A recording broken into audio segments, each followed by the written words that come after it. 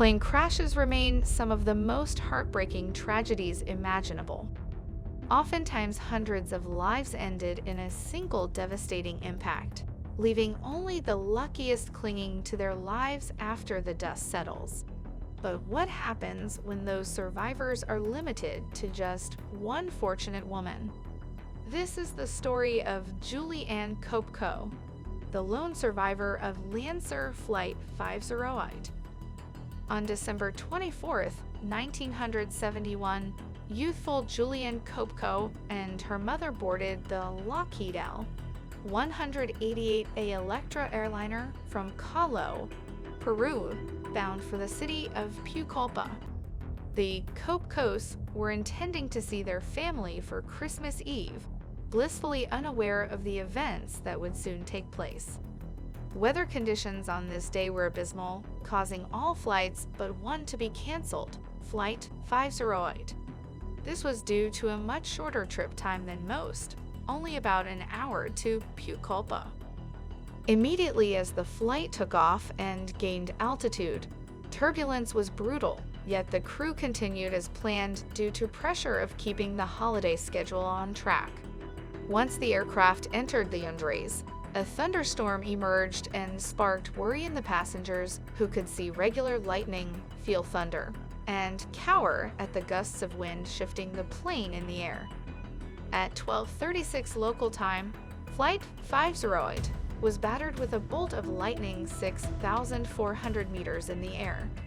The young Julianes glanced out her window to see the outer left engine coated in flames, before hearing her mother softly mumble, "That's the end, it's all over," her final words. Quickly after, the small left wing of the aircraft vacated the body, having not been properly designed for harsh turbulence. Without hesitation, the Lockheed Electra started its final descent, disintegrating at about 3,000 meters, scattering the passengers into individual freefall, including 17-year-old Julianes, who remained strapped into her seat. As she watches her peers plummet to earth, she goes unconscious. Hours pass and somehow, Julianes wakes up in her seat, still strapped in, and in a dense jungle far from civilization. All things considered, she landed with passable injuries, just a concussion, a broken collarbone, a cut on her right arm, and an eye issue. This was all from falling over 3 kilometers in the air. The second she woke up, and for the entire first day of her post-crash survival, she was unable to stand. It wasn't until the following day that she was able to stand, take a look around, and get her bearings.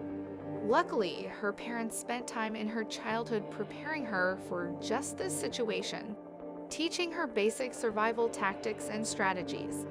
Even as a 17-year-old that just witnessed a massive tragedy, she knew to stay focused, specifically on food, water, and her mother.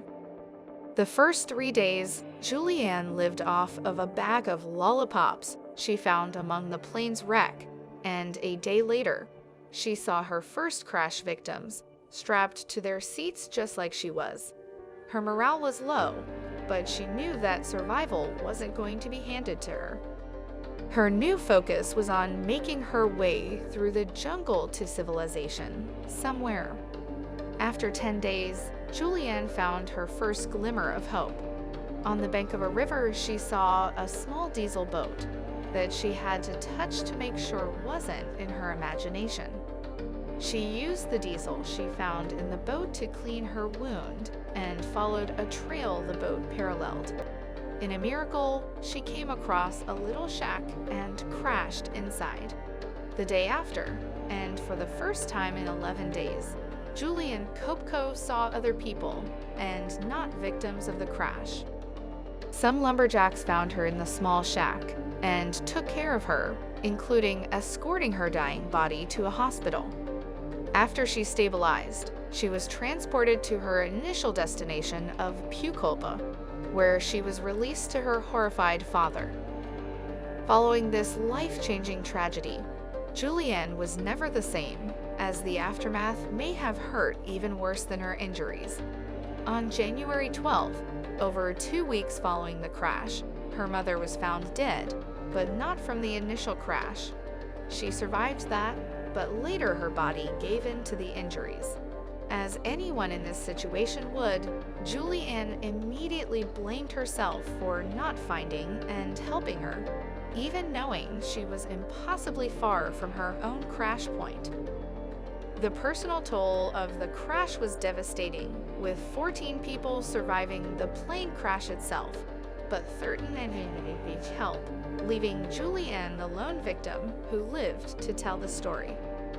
However, the investigation that followed into the airline involved LANSA was even more saddening. It would later come out that LANSA had an awful reputation for reliability and safety, and the plane that was used for Flight 50 was the absolute last the airline had to use. The mechanics that were hired to work on the aircraft weren't prepared for the work, having only been trained in car and motorcycle work. The paperwork from 50's pilot was long overdue, yet was never checked, and the actual plane, the Lockheed Electra, was assembled entirely from spare parts of other planes, according to the investigation. And to top all of these violations off, the Electra was over capacity by 10 passengers. The year following, 1972, LANSA's airline license was revoked, and they closed doors for good. While the airline that caused this tragedy is shut down, the guilt, trauma, and memories of that day never leave Juliane's head. She would move out of Peru and only ever return on occasion to visit the crash site and retrace her 11-day survival journey. And though the story of Juliane Kopko's miraculous survival is a rare one, it remains a harsh reminder of how fragile human life is, especially in the hands of a neglectful airline.